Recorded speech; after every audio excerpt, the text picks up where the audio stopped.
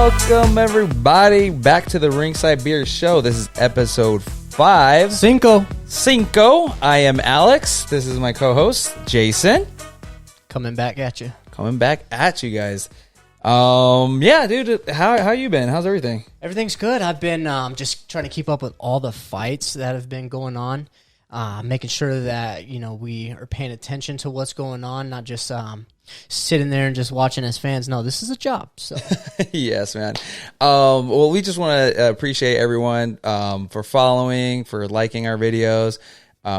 Give us a subscription or please subscribe, turn on notifications. That's so helpful for us. Like, comment on the video, and share it to your guys' social media. I mean, this is the only way that we can reach our goals and become a better brand is by using you guys and needing your help. So if you guys please can do that for us, we would gladly appreciate it.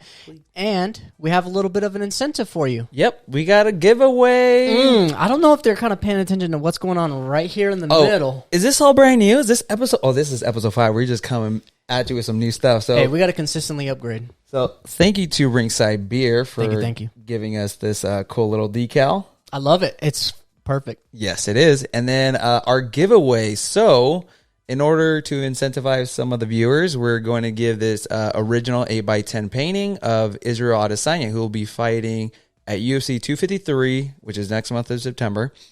And we're gonna give this original painting 1 of 1. Seem to forget to describe who painted it. Right here.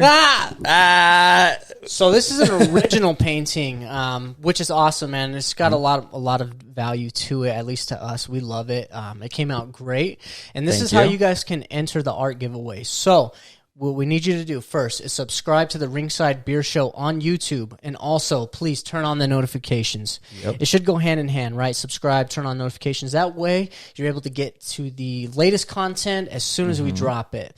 Also, the second step, we need you to comment done in the comment section on YouTube, and then from there what we're going to do is take your name, we're going to put it in a random name generator, and from there we're going to find out who won this lovely painting.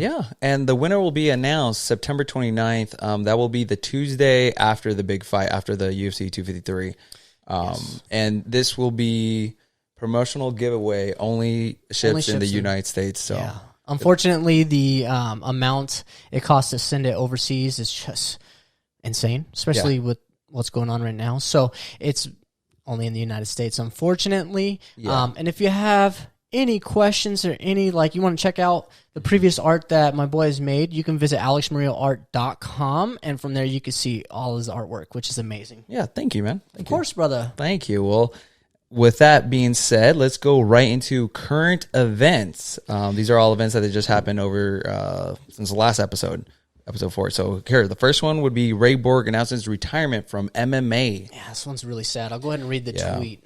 Been in this game a solid 14 years. Never did I think retirement would come at an age of 27. I'm 28 right now. But some decisions are harder than others. I have to make sure I am making the right one for my family. I appreciate all the love the MMA community has shown for my family over the years, but it may be time to move on to the next chapter of my life. Much love, everyone. Yeah, man. I'm sad that he's leaving, but I understand it. I get it. On the last podcast, we touched on it a little bit. He has had these, so many scenarios that come into play in his fight career that has prevented him from being able to reach pinnacles that he believed he would. And at the age of 27, some people would say that's their prime. Others would say it's time to hang it up. I'm not too mad at him hanging up the gloves. At this point, when you go through all of these experiences, you've lived a full life, right, through the MMA career. So at this point, preserve your health. And I'm on the same boat with him because his son and my son kind of went through the similar thing. So I could get it. He's kind of over it, or he's just, done. Do some other things. Family comes first. So. How I look at it is, physical pain is one thing, but when you have mental exhaustion, that's a whole other thing. Yeah. And you can't go into a fight mentally exhausted or with all those things on your plate. It's counteractive. Yeah. So there's a lot when you go into a fight. You shouldn't have a bunch of things weighing on you. Absolutely. And that's a lot. That's a lot to take on. It's a whole lot. So I'm not mad at it. I do wish him the best in his career outside of fighting. We want you to thrive, especially given the scenario with your son. We just want the best for you, and I'm not mad at this at all. Yeah, man, I'm happy for you. So absolutely. Yeah. Next up. All right, on to the next. So, I'm not too happy about this. You already got the giggles, bro. So. Yeah, I'm sorry. Okay, so TJ Dillashaw announced his return will be here soon, and he's ready to reclaim what's his. I don't really think it is his, but... So, for people that don't know, TJ Dillashaw tested positive for... I forgot the name. I don't recall either, but it was something pretty much that you had to know what you're doing, and he was able to hide it. He was able to cycle off, and he admitted it. He didn't think that he would be able to make that weight cut and still be at top performance. So he had a little juice, a little help. And it was if I remember correctly, it was an injection where it could possibly make your blood thicker. Yep. So you have to always monitor it. So it wasn't I got something from GNC and I've been taking it. This was like black level. Real deal. Was it a black belt? I would say it's from the black market. Straight out of the dark web, my boy found a hookup, and which actually didn't really help him too much because he got dropped. Well, he dropped a lot of weight to fight Cejudo, right? He dropped the 10 pounds? Yeah, he did. He didn't look that good. I mean, super thin. I've said it before. I'll say it again. I'm never a fan of people dropping down. And then the fact that he added these performance-enhancing drugs only just, probably destroyed his body, really. Well, how do you feel when he made the announcement? He apologized for it. I think he did apologize. He admitted his wrongs. At a certain point, you have to kind of count your marbles, right? He realized, hey, I made a mistake here. I got caught. It's kind of like when you get caught with your hand in the cookie jar. You just kind of okay, you caught me. I'm sorry. I shouldn't have done this, and I know I was wrong. And you say everything that you have to say to appease whatever people are on your side, whoever people are on your side. But I've never been your sponsors, everybody. Yeah, I've never been the biggest TJ Dillashaw fan. And once that news came out that he did test positive, I mean, just the respect went out the window, And so, with that being said, Aljamain Sterling did respond with some pretty interesting tweet. And I'll let you go ahead and read that. All right, he says, those tricks are old, man. These new kids on the block, and I'm not even talking about me, win 1 or 2 fights, and then maybe he can have a shot at my throne. So he's already proclaiming himself as the champion. Yeah, well, I mean, Aljamain Sterling is next up to fight for the belt, isn't he? He is, and I do think he'll take that. I do see him. He's just stylistically, overall, he's a well-rounded fighter, and at that division, he's still a big man. He's got strength, power, technique, finesse. That will be an exciting fight to watch, man. Yeah, absolutely. So, I mean, getting into that tweet, I think he has to fight 3 times in order to even be in the top 5. And this is why I say that. You've had a 2-year layoff, and also you got busted for performance-enhancing drugs. So you need to start at the bottom and work your way up. Prove that you were a number 1 contender. Prove that you had something to offer before you started taking those performance-enhancing drugs. I say give him someone in the top 10. Because he was the champion. They just, they stripped him. But he took performance-enhancing drugs. Oh. All that goes out. I'm just saying this is just my opinion. All that goes out the window. No, you're right. I mean, you're not a legitimate top 10 fighter if you're taking performance-enhancing drugs. I mean, I just don't give him any value. To counter that, there's a lot of fighters who are... We're not talking John Jones, okay? That was a microgram, okay? It was the smallest. Well, no, not even John Jones. I'm just saying there's a lot of fighters who are under the radar because they're not that mainstream yet. If you not that top level fighter yet. I think the comedian Joey Diaz said it the best. If you cheat and you got away with it, you didn't cheat. So I mean, that's just it's tough, man. I'm all about morals and values, and I truly don't like when somebody's literally, injecting something in their body to get an edge. Better. Right. Yeah. Now, if we're talking about a different sport, it's purely for entertainment, like baseball, football. Okay, that's cool. But we're talking about fighting. This is a whole other, this is just more risk. Yeah. So if on the entertainment side of it, sure, I'd like to see these guys ripped and strong. But realistically, I mean, look what happened to TJ Dillashaw. He lost a lot of weight, and he did that to try to get through, and he got dropped. I mean, his chin was not there. So. Yeah. Yeah. Sorry, brother. We'll see. We'll win some fights. I might actually like you. Oh, got technical difficulties. I got to stop touching this. I'm sorry, guys. I'm very twitchy. I apologize. Yeah, win a couple fights. I might give you some respect. Yeah. Well, on to the next one, man. Coming from a guy sitting on a mic, that is. So the next tweet, Twitter's been real hot lately, Dude. but well, for the fighters, Dominic Reyes came out with the tweet, and I felt like it was kind of out of the blue. I didn't perceive it as out of the blue because he has been doing a little bit of a press run because he has that. Yeah, he did that little show with Ariel Helwani. Yeah, where he's talking about what happened with John Jones and such, and he's got a fight with Blachowicz coming up. So, what? Yeah, he's probably doing a lot. He's doing a little promo, doing a little marketing, getting his name out there. But this is the most perfect tweet. From Dominic Reyes because I'm a John Jones fan. Two John Jones. Yeah, two John Jones. No, go ahead. You take it. If you don't mind. Yeah. So he had responded, "Hey, Johnny Bones, thanks for the experience, man. I wish you the best of luck in your journey. I know things got a little crazy, but I just wanted to be pushed beyond my perceived limits by the light heavyweight GOAT again. God bless and God willing, we get to dance under those lights again."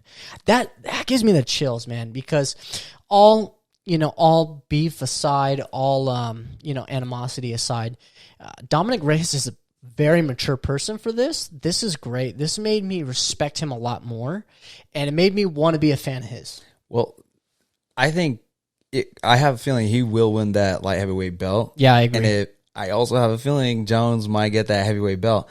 I agree. Champ versus champ, they do the rematch. Bro. That would be, and that's the thing is like, the story's kind of there. It just has to line up, right? The structure is there. The foundation is built. Have these guys win the belt, defend it a couple times, and then boom, have them lock heads. Super fight. Raider Stadium in Las Vegas. Woo! I'm in there like swimwear.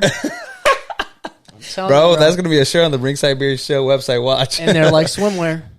All right, man. Well, this was... I felt this one was out of the blue for sure. This was for sure out of the blue. Diego Sanchez, I signed my last contract with the UFC, and I'm going to ride these last 4 fights out, and I'm done. I can see the end of the tunnel, but I'm not afraid of it anymore. Wow.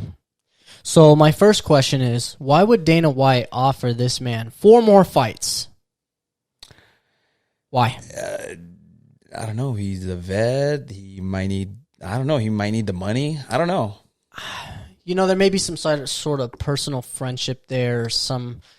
I understand, Diego Sanchez was on the first Ultimate Fighter, right? Yeah. Okay, so there's respect there. And okay, so with all that being set aside, let's be realistic on the fighter that Diego Sanchez is, okay? Well, as of now. Yeah, well, he had plenty of wars. He's fought, I don't even know how many fights, like his record, but yeah, he has been losing a lot more at the end of his career. Yeah, that's what I was going to get at. He's not technical anymore. It's more just like he's entertaining, a brawler. Though. I'm not entertained. Are you? You're not entertained? No, not at all. Well, if he fights top level competition, yeah, I'm not. Obviously, we know how that's going to end, right? Correct. But if he fights other veterans, other people that also kind of went up with his, the only fight I want to see him fight again is Clay Guida, and that's because they both are brawlers, and they both are at the end of their career, and they're both just willing to risk it. Right. Yeah. And they did have Fight of the Year and made it to the Hall of Fame. So this is just my thing, and this is what I'm getting at. You can clearly see he's been through way too many wars that have literally taken effect on his day-to-day life. And this is all with respect. I know I'm talking smack all the time. I guess I got to be the heel, right? I'm the Chael Sonnen of the Ringside Beer Show. But I'm just being honest with you about how I feel, man. This guy is a product of CTE, and he's got to stop fighting. Yeah. He should stop fighting right now. It's only going to get worse for the guy. He's taken way too much punishment. It hurts me to see that the UFC would even offer this guy 4 more fights. It's do you not care about the health of your fighters? I know I'm coming real strong right now. I'm coming real strong. But this is honestly my opinion. It's Oh no, bro! The key's open. And No. I'm just saying mine because I'm like, yeah, hey, worked with them before. Sit back and relax and enjoy the show. I'm gonna take the show over. This guy needs to stop fighting. Seriously, the end of the tunnel was way behind you. You just got you just can't see. Everything's black because you got knocked out so much. So the end of the tunnel's already past you, brother. Please hang it up, man, for the health, the benefit of your health, for just the benefit of your career, right? Like, I don't want to see you go out on a losing streak like this, man. Like, stop taking these fights, brother. Just hang it up. I think if he wins his next fight, I don't even want to see him with the top 20 person in his division. I just want to see him. Somebody from the Contender Series? Someone fresh. Dude, someone fresh. Literally. Someone fresh, like off the Contender Series. I think that's let him get his last win and then right off into the sunset. I think the 4 contract, I think that's like a standard UFC contract. Might be. So if he gets his last win and he retires, I'll be happy with that. Just be done, because if you win and you retire, I'm okay with that. But if just one more fight, dude, and that's it, bro. Well, please. I think with the UFC, it's like, hey, we could. They're making money off him, yeah. But personally, I think it's because everybody wants to see him lose at this point. I mean, really? Okay, so I want to see him win. When he got his new life coach, personal trainer, best friend, I truly just got turned off. I mean, this guy's just filling Diego Sanchez's head with lies and slander and false belief, and then of course he's going to take that. He's a fighter. He doesn't fight out of John Winkleson anymore, right? No, he doesn't. I think he's he didn't he just does self trains or exactly. He just does it for himself. If I remember correctly, he had this beef with John Jones, and then he was just, I'm out, right? CTE. So, who would beef with John Jones? Oh, I mean, you got a whole list of people. We got a couple people that are trying to beef with John Jones. We'll explain that later. All right, let's go. You like how I set that up? I threw it off the backboard for you. There you go, man. Who wants to beef with John Jones? These two guys coming up here. So we're going to get into some heavyweight drama here. Yeah, so Stipe and Ngannou, they tweeted. Stipe first. He says, Francis Ngannou isn't exciting to me. Already put on a 25-minute clinic on how to beat him. Want a new challenge? Would love to box. And Ngannou's response was, is this your way of avoiding me?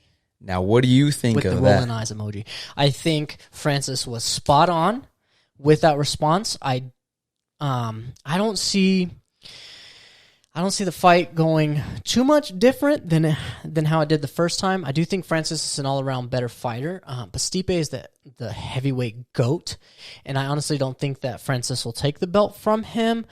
I got Stipe all day on that, but then that leads into other things. I do think Stipe does have some legitimacy when he says he wants a new challenge. He would like to box. He already put a 25-minute clinic on this guy, so I do agree with that. These are both true statements on both sides. It's kind of like there is truth to both. Yeah, there is. I think Francis has a better shot at winning the next fight. He has a better shot. I think because if he can stop the wrestling and land a punch, if he lands a punch, I mean, yeah, that's what I'm saying. It's kind of how it goes in any fight, though. Everybody has a puncher's chance, right? But he has, I think he has a way better chance now than he did before. Yeah, absolutely. But with that being said, I mean, I'm still taking Stipe all day. Now, I ain't gonna fold on that. Now, this tweet by Francis, this was when did this get announced? On Friday? Yeah, this was heavy. So he tweets, "Wakanda forever, rest in peace, Chadwick Boseman." Wakanda forever. And man, this gives me the chills, bro. That was so unexpected, but from what I was reading, everyone was, I guess, towards Chadwick. They were clowning him because he was losing weight. Yeah, I had noticed. Sorry, I didn't mean to interrupt. No, go ahead. I had watched a show on Netflix with Kevin Hart, and he was pitching to Chadwick, come do this movie with me. This is going to be such a beneficial movie. And I can kind of see there you can see he wasn't as interested, and it just all kind of just hindsight, right? Now looking back, I'm like, wow, he probably had some treatment he had to do. He probably was, not feeling well. He just didn't want to take on more tasks than what he already had. Or maybe it wasn't as important to his legacy to do that, or whatever the case may be. But I did notice over time he was getting a lot skinnier, and it looked like he was unhealthy to me. But this was way out of left field. I didn't know. He did a great job at. Well, he did announce it, yeah. Yeah, he did a great job at just continuing to just work and build his legacy, and that's respectable. I mean, we all feel things eventually, right? And nobody wants to hear somebody that's crying, and that's, poor me, feel bad for me. Nobody really enjoys that, right? It's a heavy burden. So the way he handled himself, I mean, it was just tremendous. It's just legends, man. Yeah, man. It was tough to hear because he didn't announce anything. I was like, wow.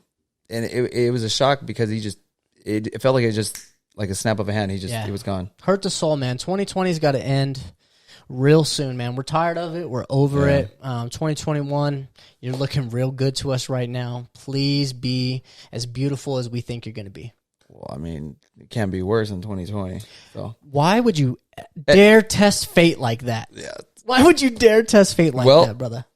I'll say it. You're nuts, bro. That was that guy. I know I'm bold and I'm the heel right now, but this guy, that was a bold statement. No, I'm just kidding, bro. Oh, no. Hey, well, hopefully it doesn't get worse. Oh, God. No, it's okay. We're going to speak positive things into existence. And 2021 is going to be the best year for the Ringside Beer Show. Yep. Let's do it, man. Let's go. On to the next set of tweets. Well, here your boy, Johnny Bones, just freaking going off on Twitter with all these tweets here. That boy got the Twitter fingers going. Clicking and clacking right here. Clicking and clacking. A mile a minute right now. But, I mean, he's spitting some facts. So if I may, I'm going to go ahead and start with this. Yeah, read these, man. The first tweet, Stipe does not want to fight Francis again because of the first fight wasn't really close. I'll let you go ahead and read the second one. He says, looking at it from Stipe's point of view, fighting Francis again is definitely more of a lose situation than a win. Yeah, Stipe asked for a new challenge. Why not fight the light heavyweight GOAT? Besides, we're way closer in size. What's more exciting than that? Yeah, he says, by the time he heads up, my body weight should be right where it needs to be.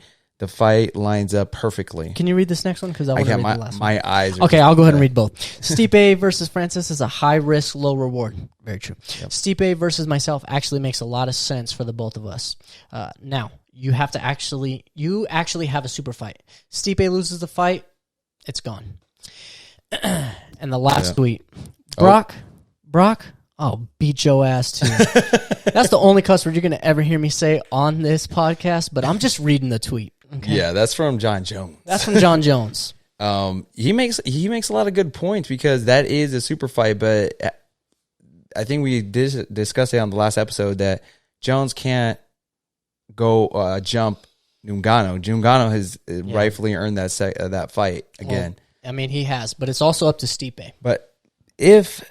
It doesn't even matter because if Stipe wins or Ngannou wins, that's going to be a super fight with John Jones regardless, whoever that is. Yeah, it's a win-win for John Jones, and I do agree with that, but I would prefer to see him fight Stipe. Now, There's more value to it. Well, there is, but Stipe is more of a well-rounded fighter,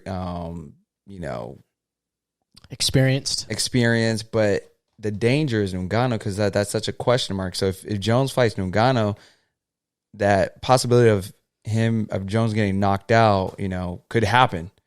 Because Ngannou could just go in there, rush him, and he's a lot bigger fighter than John Jones. It's very true. I mean, I'm torn because one side of me wants to see John go up to heavyweight and fight for the belt.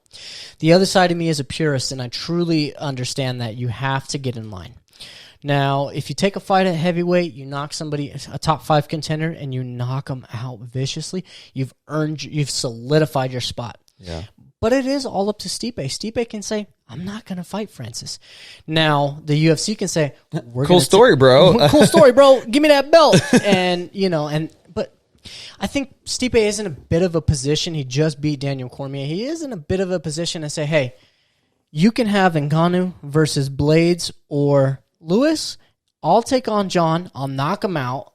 I'll finish him, whatever he's got to do. I don't think that'll happen. But this is just coming from the mind of Stipe, and then I'll take on those winners. Because then at that point, look, I took out John. No issue. Cool. Now let me go ahead and fight Francis, and then I'll retire or whatever. I don't know, man, because that's super unfair for Francis. But I mean, when has the UFC been that fair? Well, that's what I'm saying. That you have to have the Stipe and Ngannou second fight. Just let that play out, however it's going to play out, because either way, it's going to be a super fight for John Jones. Yeah, whoever wins that.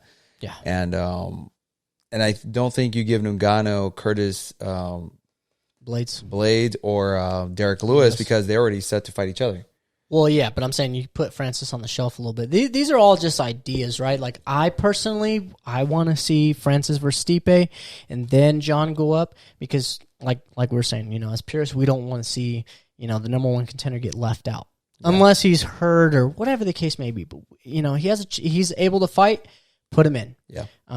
But on the other side of it, my eyes raise so much bigger. Like, my eyes get so much bigger when it's John Jones versus Stipe Miocic. I don't know. My eyes are... GOAT. Well, since you put it that way, but, I mean, I feel Ngannou would be a much more dangerous fighter because he's much more unpredicted. It is. Unpredictable fighter. I just think, like, the juice, the hype, the momentum behind that fight is way bigger of a super fight than the number, the number two fight. I'm happy with either or. Whoever Jones is going to fight, either or, I'm happy. Yeah. I'm happy whatever fight is set up because we just, we need some clarification on that. I agree with that as well. Next up, we have Kurt Angle. Kurt Angle. Yeah, on the Brock Lesnar news. So go ahead, man. I remember watching that guy when I was young. Woo! So his on the Ariel Helwani MMA show, his quote in quotations: "I know he said that he's retired. The one fight he wants, and I don't know if it's ever going to happen, but he wants to go up against John Jones." In quotations. Now, in the meantime, Stipe and Ngannou hashed that out. How about Jones versus Brock Lesnar? Because let's be real, that Bones would win. I think Bones would win that so easy. 100%. Yeah, I think he would win that fairly easy. As far as like a big super fight, or I would say this fight would sell extremely well. I like this idea. You know what I mean? This is such a great idea because then, okay, he's a former UFC champion, heavyweight. Yep. He's defended the belt once or twice, whatever it was, way back in the day. This is a good introduction fight for John Jones to take. Big super fight, make a lot of money, right? Build up that interest in your brand again. Exactly. And you're at heavyweight, and then take on the winner of Stipe. And then go, I love that. How long do you think Brock needs to get the juice out of? You saw to make exceptions. So, that's right, because he fought. Made the exception for him that one time. Mark on a UFC 200 came in short notice. Obviously, everyone knew he was on the juice to the gills, and Mark Hunt was pissed. Yeah. So. That poor guy, he fell off the face of the earth, man. You don't hear nothing from him anymore. No, he's gone. He left the UFC. Well, because he was suing him, so they made sure that, you ain't got nothing to do with us. No. You ain't with us, you're against us. But with all that set aside, this is honestly a great pitch, and I'm pretty sure the matchmakers have flirted with this idea, and I will put $1 million of somebody else's money that John Jones would not turn down that fight. No, because you're doing cross promotion. You got your WWE fans. You want Deontay Wilder money? Oh yeah, that's the fight. That's the fight right there. But do it in 2021, because that way pay-per-views are a little better. The world's kind of calmed down a little bit. Well, I think right now would be a perfect time because get that weight a up. lot of people are watching the UFC and just combat sports in general because boxing's barely coming back. NBA, MLB, everyone's kind of doing their own thing right now, and the ratings are a little bit low on everything else. So why not do it when everyone's watching? Yeah. So I mean, if they make the exception, but the thing is, John needs to put on some weight. I mean, he's been doing those deadlifts and. Well, that's what he's doing now. But Stipe's not going to fight because he just fought DC. Yeah, he's got to heal up. So let me throw this one at you. Too much damage though. Christmas time, Brock Lesnar versus John Jones. All I want for Christmas is that stinking fight. That's all I want. Someone hit it, the remix. Hey, you remember that song back in the day? All I want for Christmas is my two front teeth.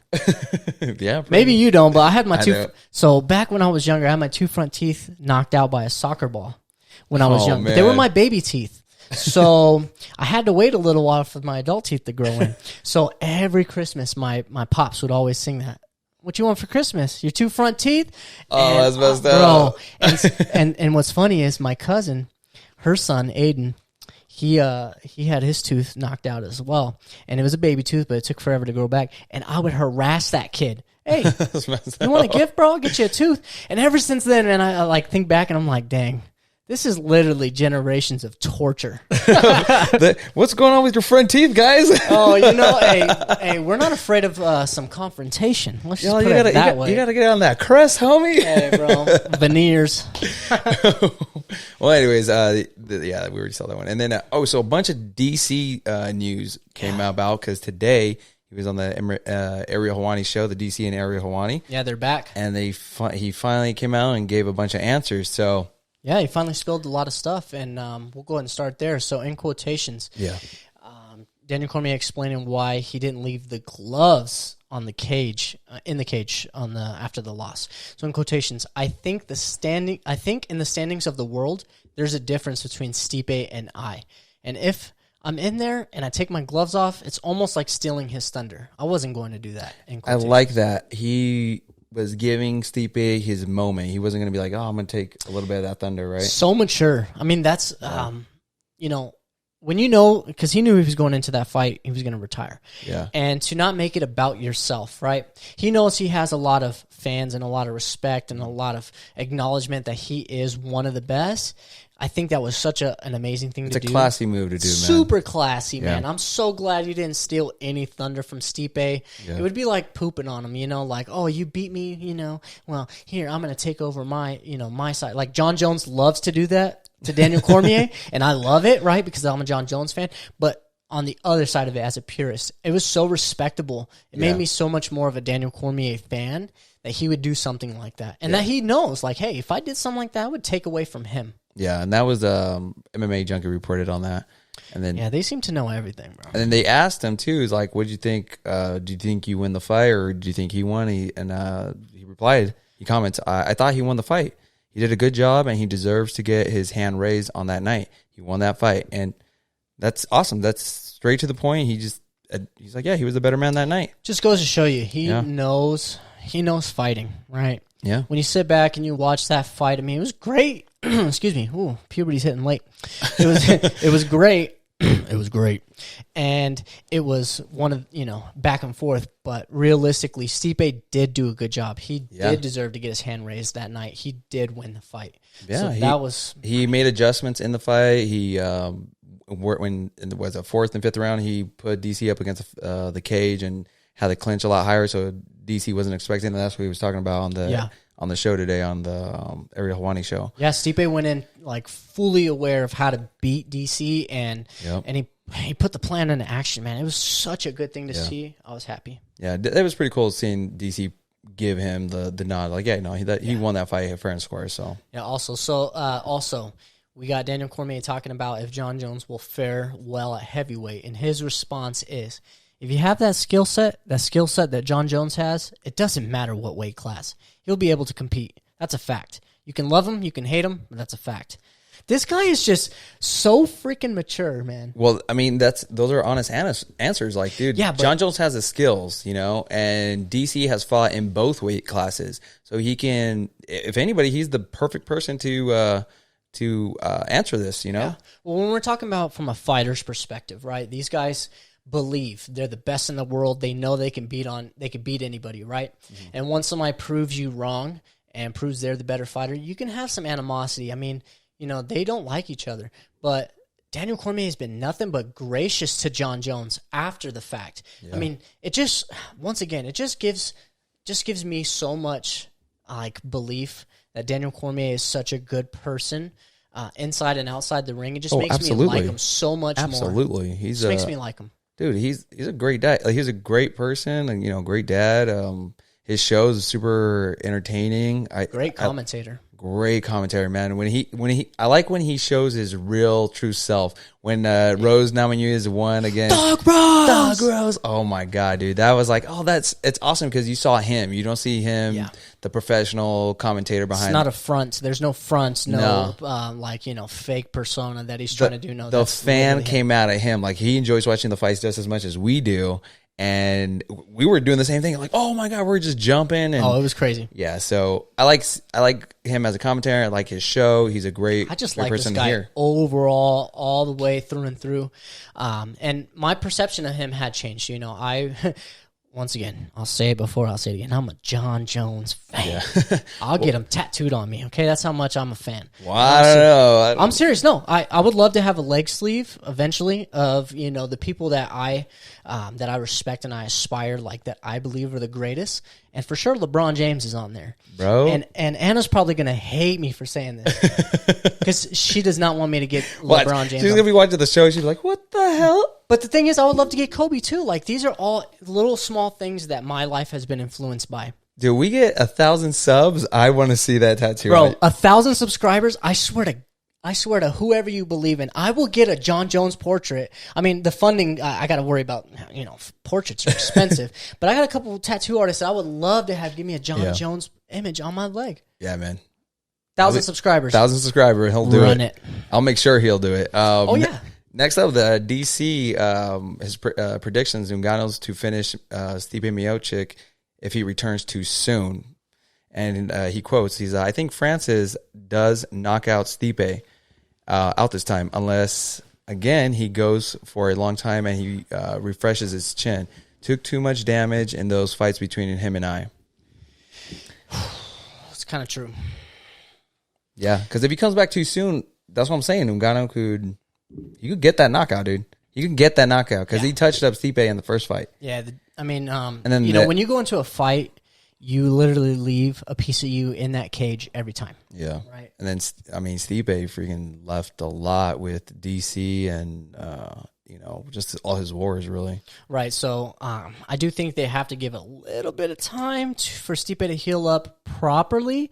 But the UFC wants to make this fight, and they want to make it now. Well, I think they should let him heal up. Do it for 2021, early 2021, when the people are starting to come out. Yeah, when the world opens up. Hopefully, and then if anything, just have John Jones, Brock Lesnar Christmas, dude. That's what I'm saying. Yeah, I like that. I haven't heard this from anywhere else. This is coming straight from the Ringside Beer show. I'm just saying. Well, you predicted the Conor Floyd fight, so this might be the number 2 thing that you predict. I'm just saying, Brock Lesnar, Jones, Christmas time. Why not? It only makes sense. Yeah, it really makes perfect sense. Yeah, man. Well, next up, we have a word from our sponsors. Let me go ahead. Which is Ringside Beer. We absolutely love them for supporting the show and everything. So you would think I'd have this memorized by now. Yeah. I kind of do. Go for it, man. Here All we right, go. guys. Ringside Beer since 2012, committed to bringing fight fans quality lagers and ales. Brewed in Anaheim, California, Orlando, Florida, and Queensbury, New York, Ringside Beer is proud to offer fresh beer in both 16-ounce cans and on draft. Look for our flagship American-style lager, Irish-style red ale, or any of our other beers in your area. Shop at ringsidebeerstore.com for T-shirts, hats, and tap handles. Get in touch at ringsidebeer.com. Get in the ring. Be ringside. Be ringside. There we go, man. And I'm excited. We will have some announcements from Ringside Beer hopefully on the next episode, depending if we get the stuff this week. So that would be great. I mean, I already know what's going to happen. Yeah, you already know. I'm pumped, man. We're excited to announce it because we're going to put it right here next to this photo. Yeah. So, we're excited. Look at that picture, bro. Dude. So that's an 8x10 original painting. So that will be won by somebody on... I'll pay you cash. No, I'm just kidding. I'm just kidding. All right, so here we go. So let's talk about the fight recap. So let's go right into it. So first off, UFC Vegas 8, which was headlined by Smith and Rakic. Dude, I would say Rakic. Rakic? Okay. That card had some decent fights and then some... Yeah, I would say it started off really well. Yeah. And you could see that it was trending upwards where the fights were just getting good. It was like, four submissions. Yeah, well, the first fight was Ricardo Lamas. Dude, Ricardo Lamas and Alguello. Apologize if I butchered that. They got fight of the night, which I was going for Ricardo Lamas, so... Yeah, I wanted to see him win, too, because after that war that he had with Max Holloway, where Max was pointing at the ground and he's like, let's bang it out. Yeah. And he stood in the pocket and was banging. I had so much respect for this guy. Well, not only that, also the war he had with Jose Aldo. True. So he's in wars constantly, and I thought he was going to lose this fight because he walked into like a flying knee. Like the knee came up the middle, and he just didn't even see. He was like, "What the hell did I just get hit with, bro?" Yeah, he walked right into it, but he recovered. But that was a great fight, man. That deserved fight of the night for me too. It did. So. And they ended up giving it fight of the night, which was great. Yeah, that's awesome. And the next fight, which was so fun to Oh, watch. dude, Kim versus Grosso. Now I am a huge Alexa Grosso fan. She fights out of Guadalajara, Mexico. Got to represent from the family from Guadalajara. Guadalajara. Anyways, I'm from out here, so I can't relate. But I do have friends that have family in Aguascalientes, so right Guadalajara there. por vida. Pura raza right here, man. Dude, she moved up in a weight class because last time she didn't make weight, and I believe the card was pulled because she didn't make weight. Yep.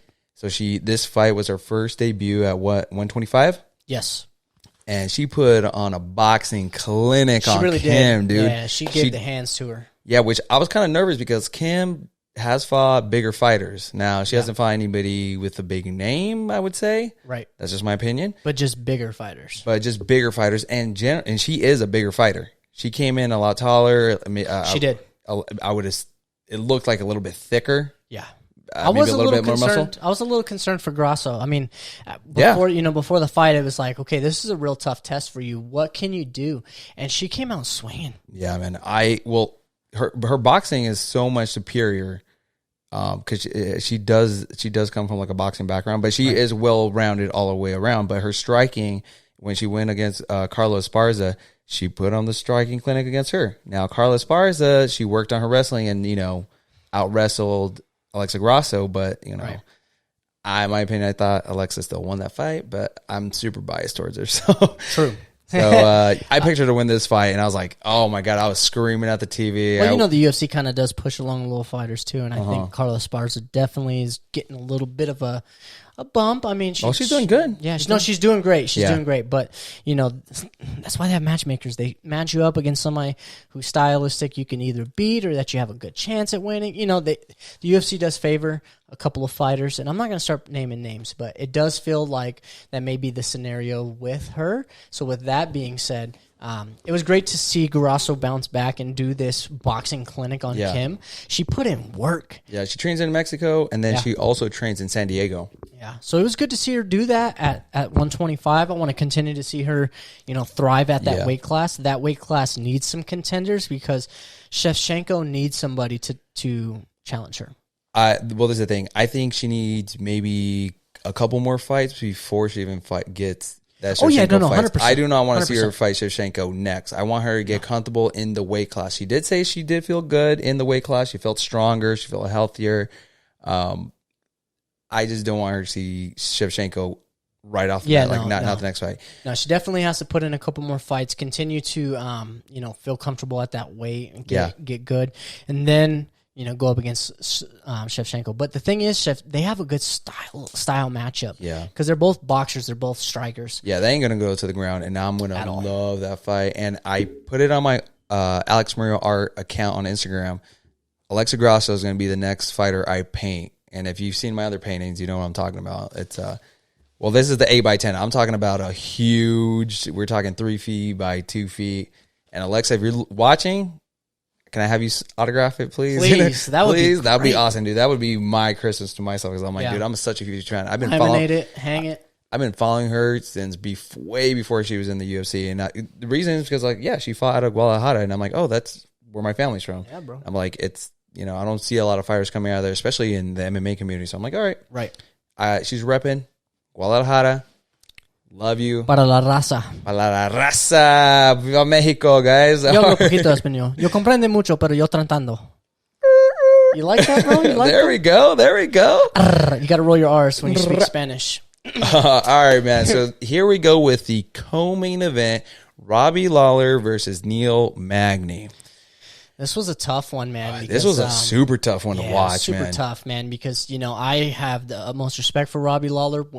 He's kind of like a cowboy, man. When you call this guy, he's willing to fight anybody, anytime, anywhere, any weight class. He doesn't care. I felt like watching the fight, I felt like he was hesitating quite a bit. Like, I don't know what he was waiting for. I don't know if he was fighting some kind of injury or what. I doubt it, but I think... says Neil Magny is just so much better than Lawler now. Right. Like, I think Lawler is already kind of past his prime already. Yeah, he's trending downwards. Mm-hmm. Yeah, no, but not to take away from the performance that Magny had. He had a great performance. Oh, dominant performance. And like he said, it's like he beat his idol, and that's always tough, right? Because you don't know if you can perform against somebody that you have that much respect for, right? Like if I went up against LeBron James, even if he's in his 60s, and we're shooting hoops, and I beat him, I don't know how I would feel about that. Yeah. I'd feel, like it would hurt me. So, yeah. Well, I picked Neil Magny just because, he is coming up. He's winning a lot of his fights. A lot taller. Did you see how much bigger he was against Robbie Lawler? Yeah, it was just two different type of people. Now, should Robbie Lawler, this was circulating around the MMA world, should he retire? I don't know how many fights he has left on his contract. That would be something I need to know before I even make. Well, watching his performance this past weekend, do you think he should retire from that performance? Because a lot of people were saying that, like, oh, he should and he shouldn't. Or at this point in his career, he's not challenging for a title, especially in that division. I wouldn't be mad at it. But I don't think he's anywhere near the Diego Sanchez part of his career. Oh, I see what you're saying. Yeah. Right? He's not like fully out, but you can still give him entertaining fights. Yeah, he's still good. He's a tough out. You're not going to go in there and just like easily win against this guy. But with that being said, I don't see him challenging for a title. Did you hear this about Robbie Lawler? This was on maybe one of his embedded episodes or something. That he does not train or spar for his upcoming fights. Yes, but he hasn't sparred for a long time. That's what I'm saying. He hasn't fought, so I feel like he has longevity in the sport because he's not constantly fighting these wars in the gym. Yeah. Well, that probably is helping his career be extended. Yeah, because he's one of the few fighters that fought pre 9/11. Yeah. No, this guy's been around for he's a veteran. Forever. I remember when he had hair. Oh yeah, remember way back when he had the little patch? He had a little. Well, I want to say a little patch. It was a little something. It was right here and. Yeah, it was a little something, and I remember that. So I don't see him as the same way I see Diego Sanchez, but I think if he went to Bellator, he would be a contender. No, I think he still has some entertaining fights in the UFC. I don't think give him a top level opponent. No, but give him someone right in the middle. Give it, someone where it's going to be a stand up striking match. Where give him a chance. Exactly. Yeah. Hopefully the UFC matchmakers they can put something on for him because not someone that's going to wrestle and someone that's give him as big as something Neil to Magny. Ride out on the sunset. Exactly. I tend to say that often, but I don't want to see these fighters lose, man. Especially when you're at the end of your career. I want to see you go out on top, man. Like, this is all about legacy, Yeah. Well, for example, we look at Mike Tyson, we look at Roy Jones Jr. You look at the history. Roy Jones Jr. is coming off 2 wins. And he fought in 2018. We're looking at Mike Tyson coming off of a knockout loss in 2007 or 2009. Way back in the day, yeah. Exactly. So that just proves my point, man. Nobody wants to see you going out on a losing streak. It just doesn't look good for the entire legacy. Does it take away from everything that you've accomplished? A tiny bit. I still think he could get some streaks going, not at the super top level. Not anymore. Yeah.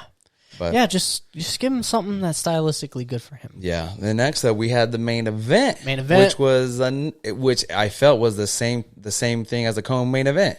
Oh my god, I'm butchering. Rakic dominated Smith. It was so one-sided. It wasn't even funny. I was like, and it wasn't.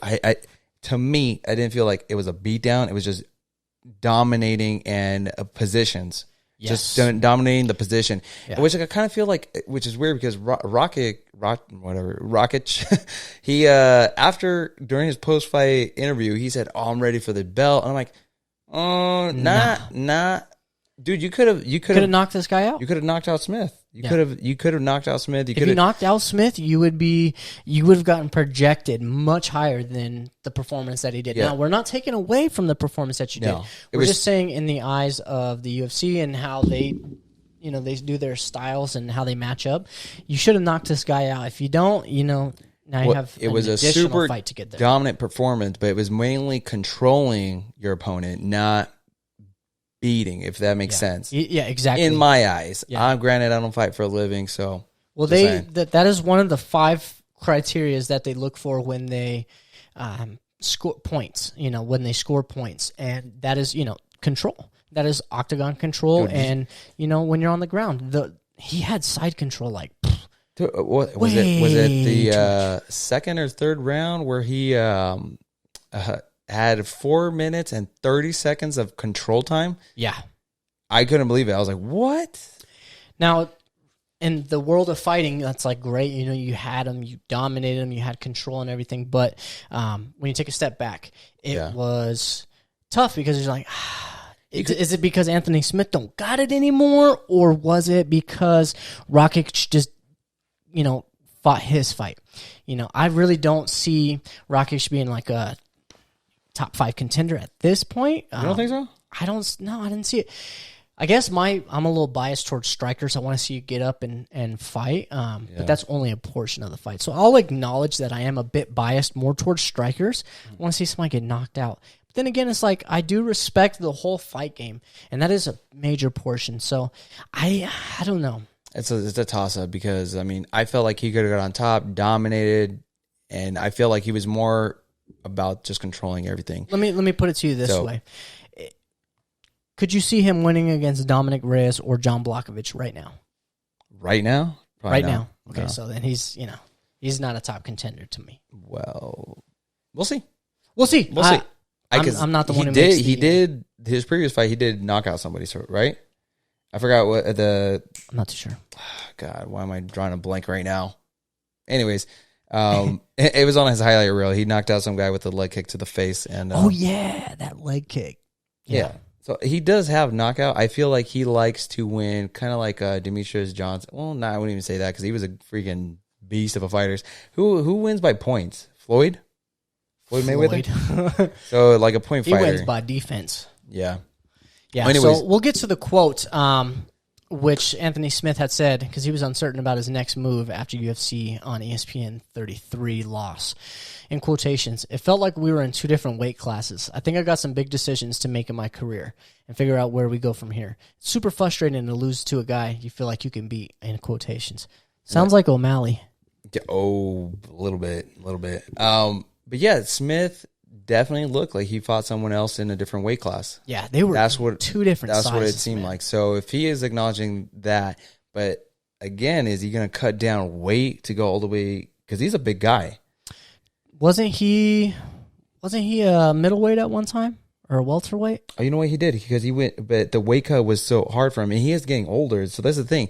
He went up in weight class, light heavyweight, and did win some fights there. Yeah.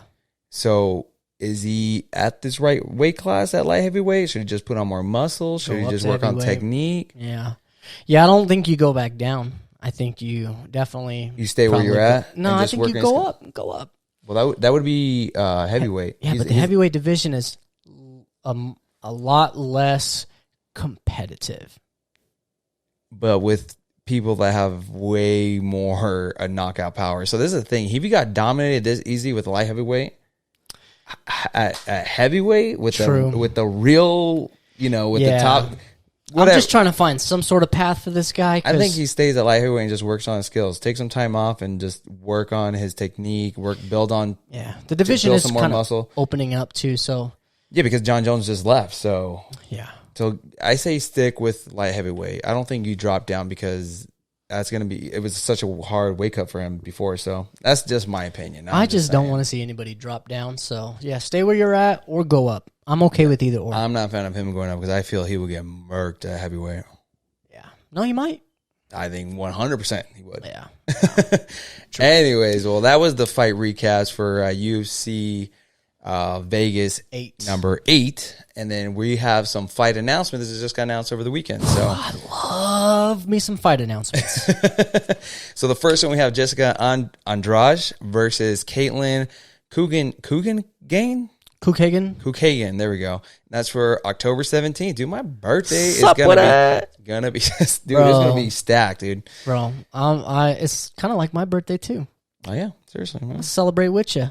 It's so that's an exciting fight to see. Yes, I early prediction. Jessica. Yeah, Jessica. Yeah, I think she'll get it. She has far more losses, but stylistically, if we're looking at it on a stylistic standpoint, I mean, I got Andrade. She's probably going to be much more of a stronger fighter. Yeah, well, she's a previous champion, so former champ too. Former champ. Brazil. I think she could get this win. Now, Katlyn, she could get that win too. I don't know. That's why it makes it exciting for this fight. Yeah. Once again, these guys got to. These women and these people have to step into a cage, lock the door, and throw down. So these are just early predictions. If Katlyn wins, then I think she'd be closer to a title shot. Correct. So correct. To beat a former champ, it would be more of a win for Chookagian to beat Andrade than it would be for Andrade to beat Chookagian. Correct. Like you should beat her, Chookagian, and if you don't, then you're gonna drop.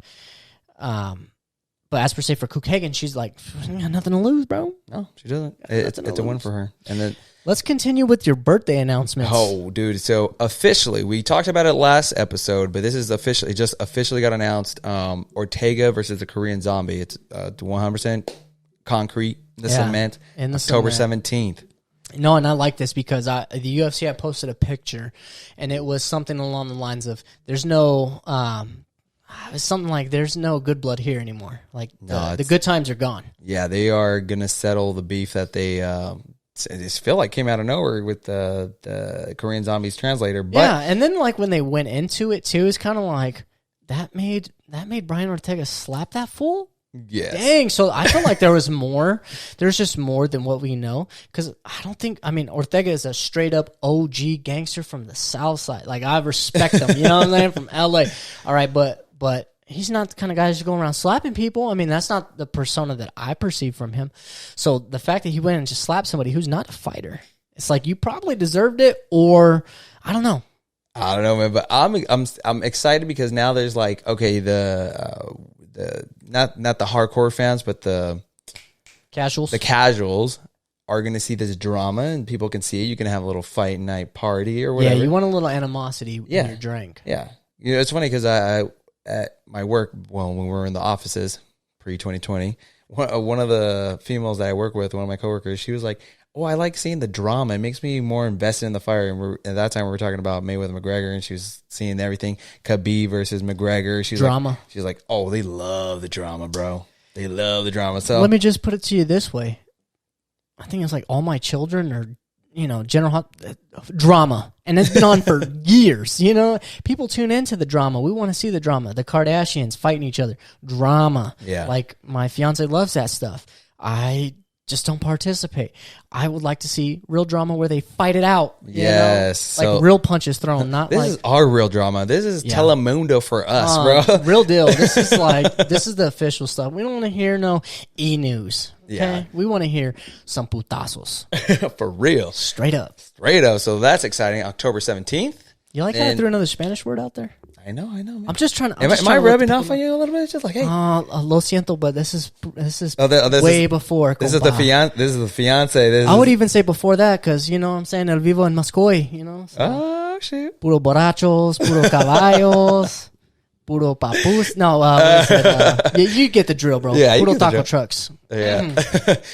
Next fight announcement, we have Mitchell versus Philly. Yeah, and that's on October 31st. And that's going to be under what?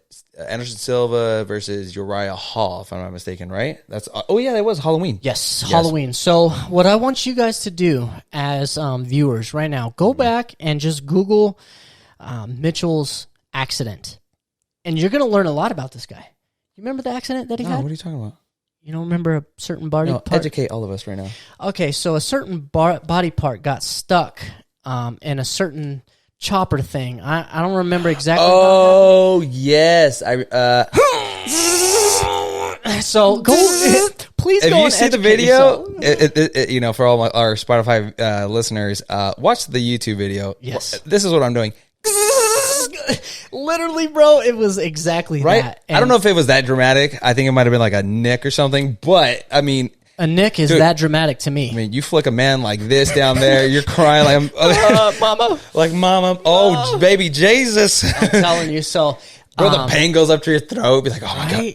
Dude. I remember watching him in the Ultimate Fighter, and it was cool, man, because I think it was the same one that I'm drawing a blank, but Green.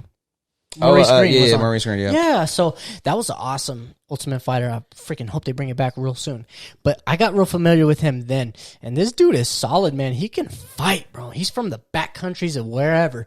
This dude can fight, man. Yeah. And he's going against Feely, who is literally a phenom. Like, the UFC has pushed this guy. He fights out of Alpha Male Camp in Sacramento. Still, right? He's still with the Alpha Male guys. Shout out Uriah Faber. That dude was that was the first person I ever watched in WEC.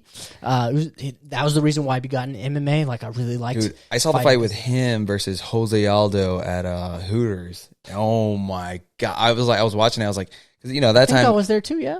I don't know. We used to take a lot of trips to Hooters back in the day. Way back. No, I think it was with my brother and someone else. I'll tell you off air, but I remember watching WEC and Jose Aldo putting freaking chop in the legs of Uriah Faber. But it's cool to see a lot of the people from WEC becoming champions. They just tells you that level of competition and the level of competition that Uriah Faber breeds inside his camps or his with the Alpha Male guys. Top shelf. Yep. Top shelf guys. They're legit fighters. He doesn't bring in any Joe Blows. So these Philly, guys are contenders. Philly and Mitchell. This is going to be an exciting fight. Early prediction. Well, Mitchell's been out because of his injury. Philly's been playing more consistent. I think he took a fight recently.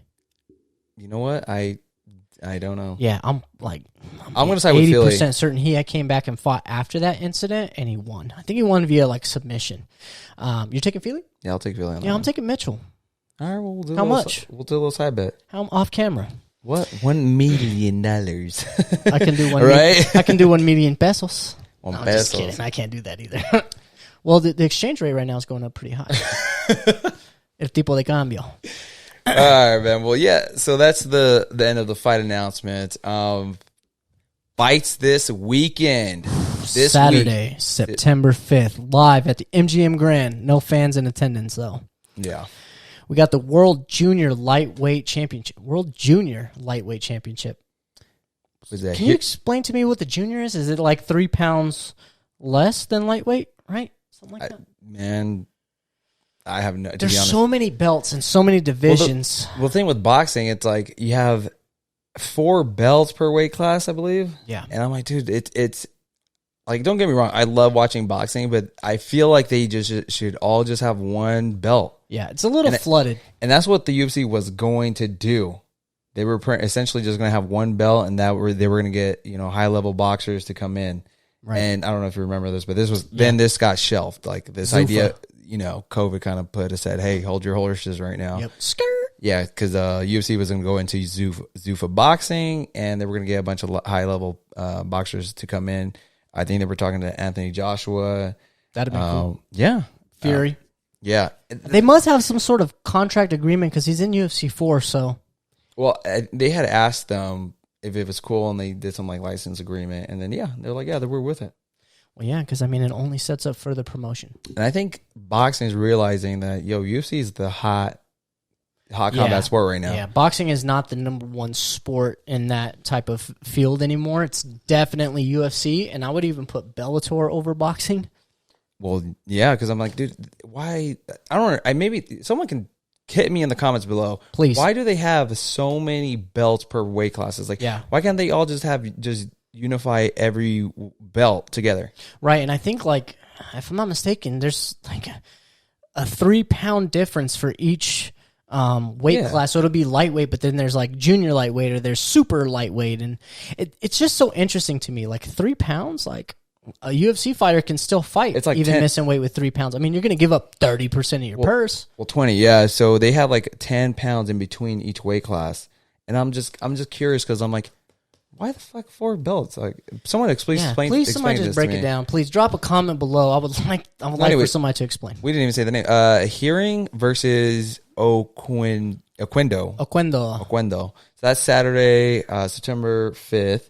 This is going to be on Top Rank ESPN Plus. So, if it's earlier in the day, I'm definitely tuning in. Well, no, both of the fights that we're going to announce, they're both around the same time. So this one's going to be for the boxing one, it's going to be 9 p.m. Eastern time, 6 p.m. Pacific time. So West Coast, 6 p.m. is going to go right along with... I'm just going to be a little preoccupied with this next main event. So let's go with UFC Overeem versus Sakai. I'll take that. Sakai. This is for a heavyweight bout. And this is also on ESPN Plus. So if anything, I know ESPN Plus has a feature where you can multi-cast. So you can watch both fights at the same time if you want. ESPN Plus is just doing it big, man. Yeah. So that's so cool that you can multicast. Yeah, so you can watch both fights. So you don't have to pick one or the other. You can have both of them running side by side. Yeah. And enjoy the fights. Whichever one you prefer, you can have the audio specifically for that. I have a question for you. Yeah. Who's on the undercard? Dude, I looked at UFC.com and I tried to find who the heck is the co-main event. Anyone on the prelims? Nothing. I have no idea because they have the start time at 3 p.m. for this UFC event, and not a single person. Now, co-main event, no undercard yet. That scares me. Now, I am not 100% sure if that was a glitch on my end. If anything, you could probably check right now. I should. You know what? Pull that up because when I looked earlier on the website today, they didn't have no one in the undercard at all. It was just that had the main event and no one. I don't even see anybody promoting UFC Las Vegas number 9 as far as like anyone else fighting on that card. I haven't seen anyone. Maybe they're gonna pull it? It's kind of too late, no? Well, they have the fight this weekend. They have to fight card. Maybe it was a glitch on your side. It could be a glitch. Hold on, let's see. Nope. Nothing. No, well, you're looking at the Smith. No, bro, I clicked. No. No, I'm telling you, I clicked. So hold on, go to events. Technical difficulties here. It's all right, man. It's all right. Look at Overeem versus Sakai. I click view fight card. It takes you right back to the Smith and Rakic card. Look at that. Look at that. You know what? Try. You're not lying, bro. This is technical difficulties. Right. Yeah, because I was on the website and it wasn't showing anything. So maybe. What do we have here? Oh, here we go. So he just hit next. So, yeah. We found it. Okay. Please excuse. Okay, this is an issue on UFC's page, okay? Yeah. Because I clicked view fight card for the Overeem versus Sakai, and it took me to the Smith Rakic site. Yeah. So, please forgive us for that. Well, no, hold on. I'm glad we brought this up because I was on the UFC website and I couldn't find anything on the co-main event or nothing. And I'm like, there's something up with this website. And my boy has an $8,000 computer. Okay, it's not like a.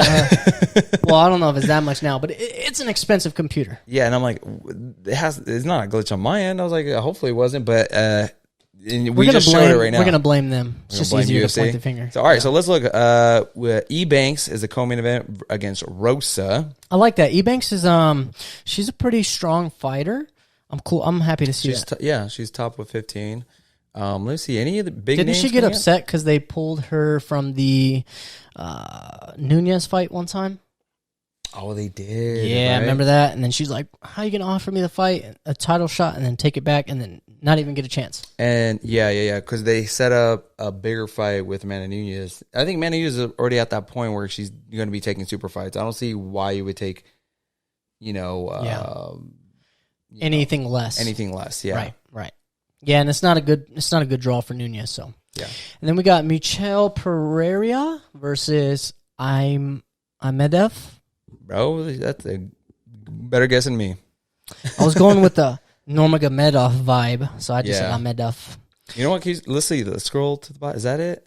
Oh, Turner, bro. That's your boy. Okay, so I wanted to spend wanted to spend a little time on this, and I'm glad that this is on here. So Ricky Simone, Brian Keller, that's a good fight. Yep. Cool. So I want to spend just a little bit of time, because we're going a little far, but I wanted to spend a little bit of time on this lightweight bout, Thiago Moises versus Jalen Turner.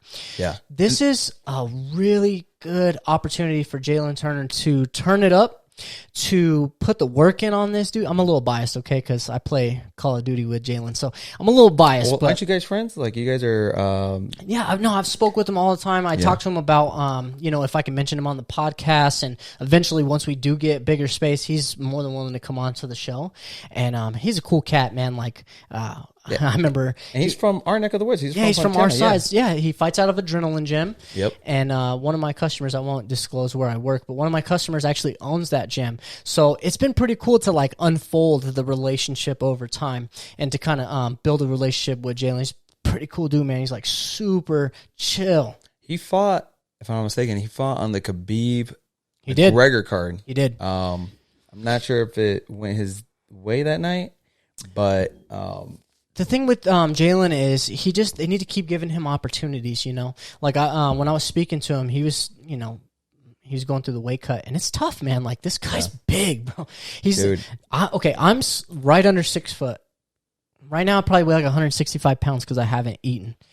This guy drops down to 55. Like if I went down to 55 right now, I'd probably have to be admitted to the hospital. You know, like this guy's such a big dude. He's way bigger than me, and he drops all the way down to 55. So that's respect up front.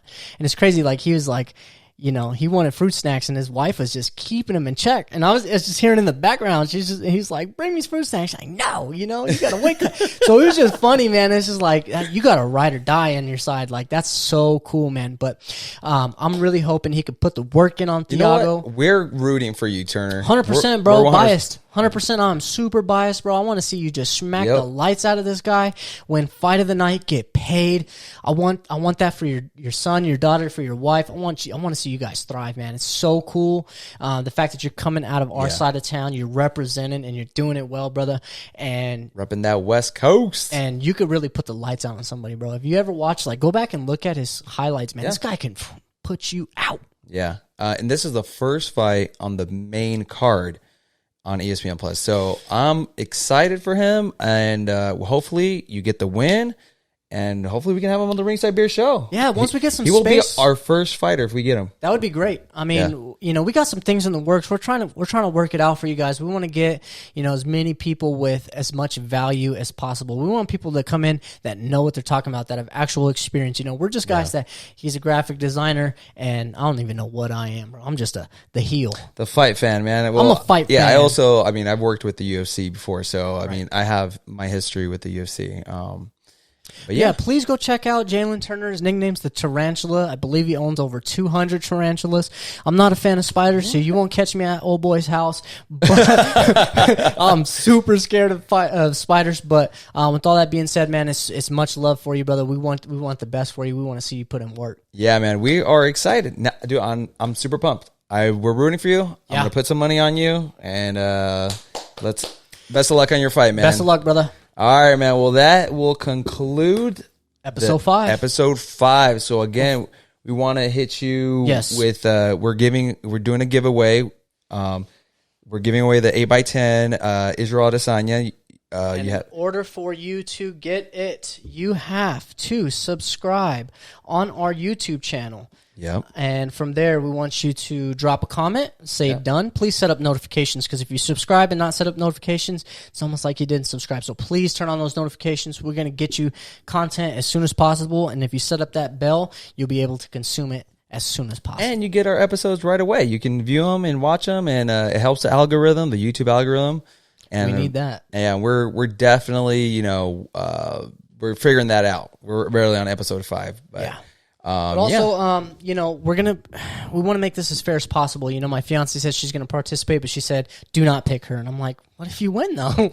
She's like, I don't care. I want somebody who's subscribed to the show, who's actually watching. We want them to, you know, to benefit from that. And this is for our YouTube subscribers. We want, we're going to do this every month, actually. We're going to have it for all the big fights, UFC 253, 254, and so on.